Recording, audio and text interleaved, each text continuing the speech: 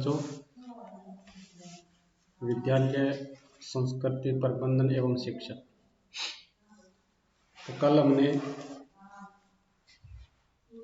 इस विषय के बारे में चर्चा की थी, विद्यालय के आधार कौन कौन से होते हैं, जिसमें कल हमने अधोसंरचना के बारे में पढ़ा था।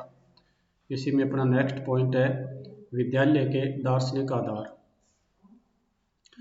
शिक्षा और दर्शन एक ही सिक्के के दो पहलू है। शिक्षा जीवन के मूल्यों एवं आदर्शों से जुड़ी हुई है, अतः विद्यालय की स्थापना में भी दार्शनिक आधार निहित है। शिक्षा के उद्देश्य, पाठ्यक्रम, पुस्तकें, शिक्षा की गतिविधियां, अनुशासन, प्रशासन एवं विद्यालय सभी को दर्शन एक आधार प्रदान करता है। यानी जितने भी दार्शनिक आधार है या दर्शन शास्त्र है, उससे हमारी जो शिक्षा है वो प्रभावित हुई है। और दर्शन भी अलग अलग प्रकार के होते हैं और सभी ने मतलब क्या है कि विद्यालय शिक्षा, विद्यालय की स्थापना, अनुशासन एवं गतिविधियां, इन सभी चीज़ों को प्रभावित किया। चाहे इसमें शिक्षण विधियाँ हो, पाठ्यक्रम हो, खेल के मैदान हो, तो सब चीज़ें क्या है कि हमारे दार्शनिक जो विचारधारा है उनसे प्रभावित रही है। तो इसी कड़ी के अंदर हम देखते हैं, सर्वप्रथम देखते हैं प्रकृतिवाद। अगर प्रकृतिवाद की बात करते हैं, यानी प्रकृतिवाद आधारित विद्यालय। शिक्षा दर्शन में बहुप्रचलित विभिन्न वादों के तहत प्रकृतिवाद के विद्यालय कठोर बंधनों वाली संस्था न होकर के स्वतंत्र वातावरण प्रदान करने वाली संस्था होती है। इन विद्यालयों में बालकों को पूर्ण स्वतंत्रता से अनुशासन में रहते हुए अपनी रुचि के अनुसार कार्य करने की पूर्ण सुविधा होती है।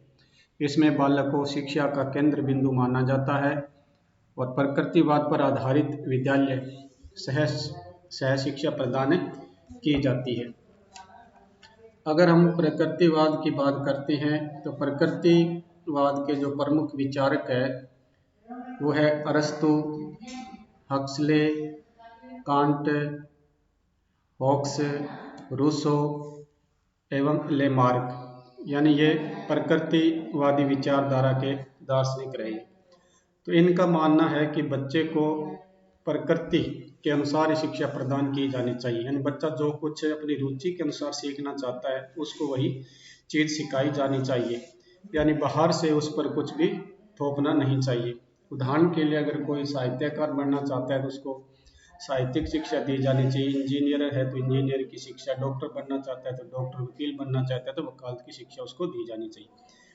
प्रकृति में रह करके, प्रकृति के सानिध्य में रह करके अगर वो शिक्षा ग्रहण करता है तो वह शिक्षा जो होती है सबसे उत्तम शिक्षा मानी जाती है। ऐसा प्रकृतिवादी विचारधारा को मानने वाले जो दार्शनिक है उनका मानना है, क्योंकि इसमें प्रमुख रूप से हम गुरुदेव रविंद्रनाथ टैगोर का भी नाम ले सकते हैं, जिन्होंने शांति निकेतन वगैरह कई विद्यालय जो थे वो स्थापित किए। और प्राकृतिक वातावरण के अंदर जैसे नदी, नाले, पहाड़े, पेड़ पौधे, बाग बगीचे, इन सब के सानिध्य में रह करके बच्चों को शिक्षा दी जानी चाहिए, ऐसा प्रकृतिवादियों का मानना है।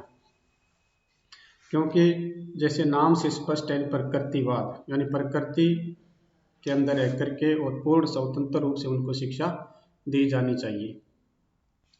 प्रकृतिवाद के बाद हम बात करते हैं आदर्शवाद पर आधारित विद्यालय। आदर्शवाद के आधार पर विद्यालय मानवीय क्रियाओं का एक आदर्श लघु रूप होता है, जिनमें शिक्षक की केंद्रीय भूमिका होती है। विद्यालय को बाग का रूप माना जाता है और शिक्षक को बाग का माली। विद्यालय में अनुशासन प्रभावात्मक होता है तब बालकों को नियंत्रित स्वतंत्रता प्रदान की जाती है। आदर्शवाद के आधार पर बालक एवं बालिकाओं के लिए पृथक पृथक विद्यालय होने चाहिए, यह आदर्शवादियों का मानना है।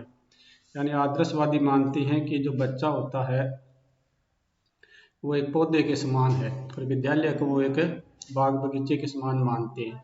तो जिस प्रकार बगीचे का माली होता है उसका काम होता है पौधों को पानी देना, उनकी देखरेख करना, सर्दी गर्मी बरसात इत्यादि मौसम जो भी होते हैं उनसे छोटे जो पौधे होते हैं उनकी रक्षा करना। तो जिस प्रकार छोटे पौधे होते हैं और वो अपने आप प्रकृति के सानिध्य के अंदर प्राकृतिक वातावरण से पोषक तत्व ग्रहण करके और समय समय पर अपने फल फूलित होते रहते हैं, उसी प्रकार बच्चों को भी क्या है कि आदर्शवादियों का मानना है कि उनको एक नियंत्रित स्वतंत्रता प्रदान की जानी चाहिए। तो वैसे आदर्शवाद और प्रकृतिवाद दोनों मिलते जुलते ही है, लेकिन इसमें थोड़ा सा क्या है कि ये बंधन को मानते हैं और प्रकृतिवादी जो है वो बंधन रहित विद्यालयों की कल्पना करते हैं। तो प्रमुख अगर हम आदर्शवादियों की अगर बात करते हैं तो उसमें सुकरात को आदर्शवाद का जनक माना जाता है। सुकरात है, देकार्ते हैं, प्लेटो है, कांटे हैं, जॉन लॉक है तथा महात्मा गांधी, ये सब आदर्शवादी विद्यालय की स्थापना के पक्ष में थे। नेक्स्ट हम बात करते हैं प्रयोजनवाद पर आधारित विद्यालय। प्रयोजनवाद के अनुसार शिक्षा एक सामाजिक प्रक्रिया है तथा शिक्षा के समाज को नया रूप देती है, अतः विद्यालय भी एक सामाजिक संस्था का ही रूप होता है। विद्यालय समाज का ही लघु रूप है। विद्यालय ऐसा हो जिसमें बालक को समाज में रहना, कार्य करना और आधुनिक सामाजिक जीवन की विषमताओं के मध्य अपनी क्षमताओं का उपयोग करना सिखाया जा सके। प्रयोजनवादी विद्यालय सामाजिक जीवन के आधार केंद्र के रूप में होते हैं और वे विद्यालय समाज के वास्तविक प्रतिनिधि के रूप में होते हैं। यानी प्रयोजनवाद का जो प्रमुख रूप से जो है वो शिक्षा को एक सामाजिक प्रक्रिया मानता है और समाज पर आधारित ही विद्यालय होने चाहिए, क्योंकि मनुष्य एक सामाजिक प्राणी है और समाज में रहते हुए उन्हें विभिन्न प्रकार की क्षमताओं का उपयोग करना पड़ता है। समाज में रहकर के कार्य करना पड़ता है, आधुनिक जो तौर तरीके हैं उनको सीखना पड़ता है, समाज के अंदर बदलाव करना पड़ता है, समाज के अंदर जो विषमताएं हैं, कुरीतियां हैं, कुप्रथाएं हैं, रूढ़िवादिताएं हैं, अंधविश्वास है, उनको भी समाप्त करना प्रयोजनवाद का मानना है। भी अगर बच्चा एक अच्छी तरह से अगर सामाजिक व्यक्ति बन जाता है तो वह समाज के अंदर, क्योंकि समाज से ही हमारे अगर समाज की उन्नति होगी तो हमारे राष्ट्र की उन्नति होगी। इसीलिए सबसे पहले क्या है कि बच्चे में सामाजिकता और समानता, समूह, प्रेम और भाईचारे की भावना, इन सब का विकास होना बहुत जरूरी है। अगर हम प्रयोजनवादियों की बात करते हैं तो प्रयोजनवाद में प्रमुख रूप से हम जॉन डीवी, रॉस और डाल्टन का नाम ले सकते हैं। ये प्रयोजनवाद के पक्ष में इन्होंने अपने विचार रखे थे। उसके बाद हम बात करते हैं यथार्थवाद आधारित विद्यालय।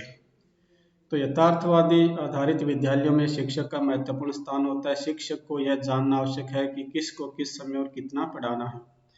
विद्यालय मनुष्यों के वास्तविक निर्माण का स्थान है, जहाँ शिक्षा का केंद्र बिंदु बालक का वर्तमान जीवन है।